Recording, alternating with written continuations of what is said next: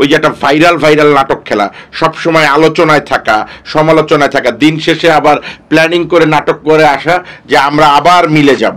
আমাদের দেশে বেশ কিছু এরকম ঘটনা আছে, ওইটা কি ফলো করে দেখলাম আপনার যে আপনি আসলে তাকে মামলাটা করেছেন হচ্ছে কি পারিবারিকভাবে কেউ তাকে শাসন করে না, প্রশাসন শাসন করে না, সেটাকেও বোঝানোর জন্য যে শাসন। তাহলে আপনিও তো একই কাজ করছেন, আপনি তো অ্যাকশনে যাচ্ছেন না। আমি আমি চেষ্টা করেছি, আমি ওর না আপনি তো কম্প্রোমাইজ করে ফেললেন। মানে অনেকে বলছে যে আপনারা দুইজনে মিলে, অন্যান্য অনেক তারকারা আছে বা বিদেশে আছে, যে ওই যে একটা ভাইরাল ভাইরাল নাটক খেলা, সবসময় আলোচনায় থাকা, সমালোচনায় থাকা, দিন শেষে আবার প্ল্যানিং করে নাটক করে আসা যে আমরা আবার মিলে যাব। আমাদের দেশে বেশ কিছু এরকম ঘটনা আছে, ওইটা কি ফলো করে? নাম্বার হচ্ছে প্রিন্স মামুন অলরেডি আমার সাথে যখন ওর পরিচয় তখন থেকেই সে ভাইরাল, তখন থেকেই তার 10 মিলিয়ন প্লাস ফলোয়ার। তার মানে 10 মিলিয়ন প্লাস ফলোয়ার কার হয়? যে ভাইরাল তারই তো হয়, তাই না? আমার আপনার কারো অন্যদের তো আর হবে না। তার মানে সে অলরেডি ভাইরাল, যে অলরেডি ভাইরাল সে আর নতুন কি বলে? আপনারা আমি যেটা বলতে চাচ্ছি যে সে যখন ভাইরাল ছিল তখন শুধু প্রিন্স মামুনই ছিল, এরপরে কিন্তু সে আর প্রিন্স মামুন নাই। এবং ধরেন হচ্ছে গিয়ে সবাই বলা বলি করে যে তারা লাইলা মামুন হয়ে গেছে, এবং টিকটকের যে যুগটা ছিল এবং তার একটা ইমেজ বিভিন্নভাবে কিন্তু নষ্ট হয়েছে, যে টিকটকারদেরকে কিন্তু এখন দেখবেন অনেকেই হেট করে। সো দ্যাট এই সময় কিন্তু টিকটকারদের জায়গাটা নাই, এবং আপনার সাথে এসে আপনাদের একটা কাপল তৈরি হয়েছে আর কি, যে এবং মোটামুটি একটা সময় কিন্তু ভালো একটা ইমেজও তৈরি হয়েছিল। আপনাদের আজকের যে ইমেজ, সেই ইমেজটাও তৈরি হয়েছিল, কিন্তু বর্তমান সময় যখন সেই ইমেজটা ধ্বংসের দিকে, আপনারা নতুন নাটক শুরু করেছেন, দেখবেন অনেকেই ট্রোল করে যে আর নিতে পারছি না।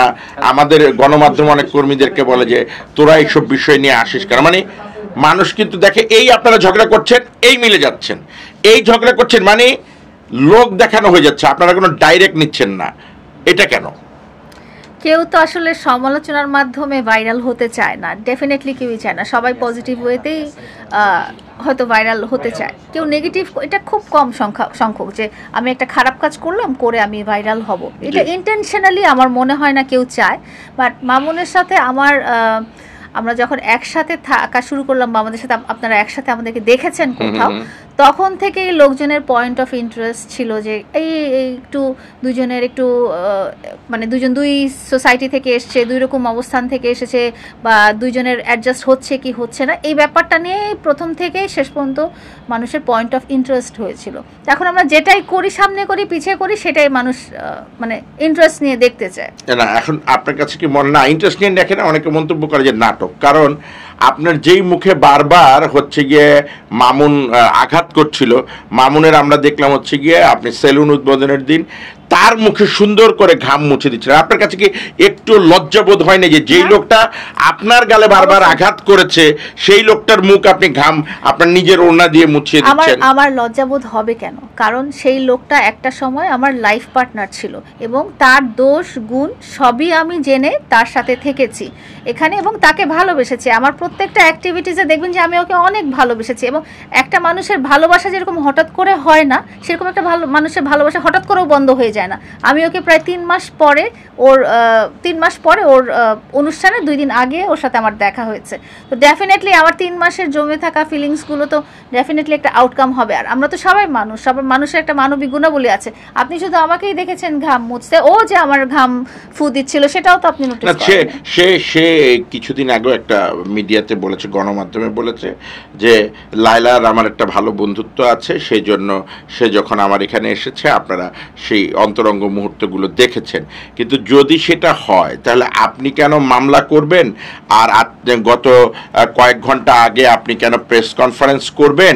বা এই বিষয়গুলোতে সবাই বলছে যে আপনারা একটা ভাইরাল নাটক সাজাচ্ছেন। এক নম্বর হচ্ছে মামলাটা এখন হয়নি, মামলাটা 6 মাস আগে একটা ঘটনা এবং দুর্ঘটনার প্রেক্ষিতে আমার অভিযোগের ভিত্তিতে সেই অভিযোগটা প্রমাণিত হয়ে এটা মামলাটা হয়েছে।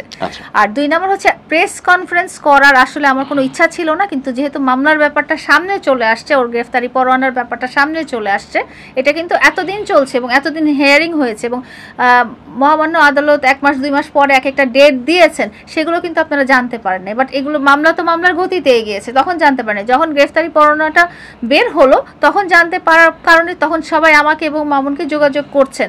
তো আমি অনেক দিনই আসলে কিছু বলিনি, আমার লয়ার বলেছেন। তারপরে যখন দেখলাম যে আপনাদের মনে অনেক কোয়েশ্চেন এবং আপনারা আমার সাথেই কথা বলতে চাচ্ছেন লয়ারকে ছাড়া, তো আমি জিনিসটা আমার এন্ড থেকে ক্ল্যারিফাই করার একটু চেষ্টা করেছি। কি ক্ল্যারিফাই করতে যাচ্ছেন আপনি? কি এখন মামলাটায় অ্যাকশনে যাবেন না মামলাটা তুলে নেবেন? এই মুহূর্তে মামলাটা যেরকম আছে, যেই প্রসেসে কন্টিনিউ হচ্ছে ওরকমই চলতে থাকবে। কিন্তু আমাদের কাছে তথ্য আছে যে মামুনের জামিন হয়ে গেছে। জামিন এটা আদালতের নির্দেশ যেটা দিবে সেটাই তো আমাকে মেনে নিতে হবে। আচ্ছা, কিন্তু আপনি পরবর্তী সময় কি এই মামলাটা নিয়ে ফরওয়ার্ড হতে চাচ্ছেন? এই মামলাটা যেই গতিতে এগোচ্ছিল সেই গতিতে আপাতত আমি চাই। ধরেন হচ্ছে গিয়ে মামলাটায় একটা বিষয় হলো যে মামুনের শাস্তি হয়ে গেল, মামুন জেলে চলে গেল। অনেকেই বলছেন যে মামুন জেলে যাওয়ার পরে মামুন যখন আপনার কাছে হচ্ছে গিয়ে সাহায্যের হাত বাড়াবেন যে চলো আমরা মিচুল করে ফেলি, আমরা একসাথে আবার সংসার করি, তুমি তোমার মামলাটা তুলে নাও যাতে আমাকে জেলে থাকতে না হয়, তখন আপনি নাকি হচ্ছে গিয়ে সুরসুর করে রাজি হয়ে যাবেন মামুনের এই মামলাটা তুলে নিতে এবং তার সাথে ঘর করতে। অনেকটা আপনি প্রেশারাইজড করে মামুনের সাথে ঘর করতে চাচ্ছেন এই মামলাটা দিয়ে। আমি কখনোই প্রেশারাইজ করে ওর সাথে থাকতে চাইনি আজ পর্যন্ত। বাট একটা কথা আমি আপনার এই শোর মাধ্যমে বলতে চাই যে মামুন একটা সজ্ঞানে আমার সাথে একটা কথা বলেছিল। সেটা বলেছিল যে আমি ঝগড়া করে যতবারই আমি তোমার কাছ থেকে দূরে যাব বা ঝগড়া করে যতবারই আমি বাড়ি ছেড়ে চলে যাব, যেখানেই যাই না কেন তুমি আমাকে ফেরত নিয়ে আসবা, এটা আমি তোমাকে মানে সেন্স থাকা অবস্থায় আমি তোমাকে বলছি।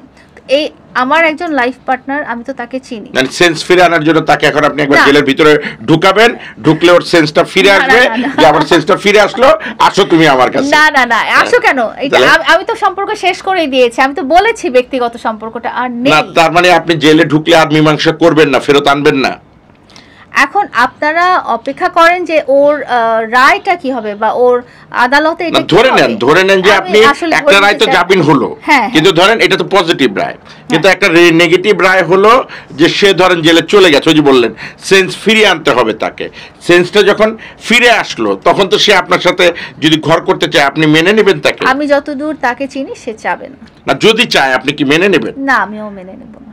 তার মানে প্রিয় দর্শক, এতক্ষণ পর্যন্ত আমরা আলোচনার মাধ্যমে যারা আমাদেরকে দেখছেন শুনছেন এবং অনেকেই সুচিন্তিত মতামত দিচ্ছেন এবং অনেকে ট্রোল করেন এবং অনেকেই গণমাধ্যম কর্মীদেরকে গালাগালি করে বলেন যে এই বিষয়গুলো নিয়ে আর দেখতে চাই না, কারণ আপনারা প্রকৃত তথ্যটা পান না।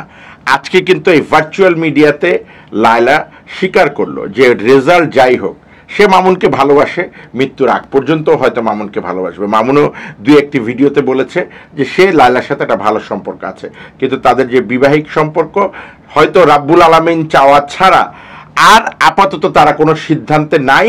একদম ক্লিয়ার যে রায় যাই হোক, মামুন জেলে গেলেও সে হয়তো মামুনকে বের করতে পারে, কিন্তু মামুনের সঙ্গে সে আর সংসার করবে না।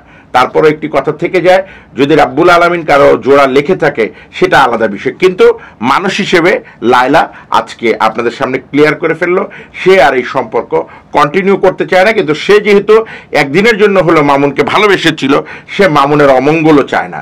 এবং যেহেতু ভার্চুয়াল মিডিয়াতে এই বিষয়টি এখন প্রচণ্ড আকারে কথা ছড়াছড়ি হচ্ছে, যেন কাদা ছড়াছড়ি না হয়, তাই লায়লা এই প্রেস কনফারেন্স করেছে এবং আজকে আমার টক শোতে এসে পুরো সমগ্র জাতির কাছে কথাটা ক্লিয়ার করছে। আশা করি সবাই ক্লিয়ার হয়ে গেছেন, ভালো থাকবেন এবং আগামী কোনো অনুষ্ঠানে আমার সঙ্গে নতুন কোনো অতিথি নিয়ে আপনাদের সামনে হাজির হব, সেই অপেক্ষায় থাকবেন। আসসালামু আলাইকুম। আমার টিভি, সৃষ্টিশীল বিনোদনের।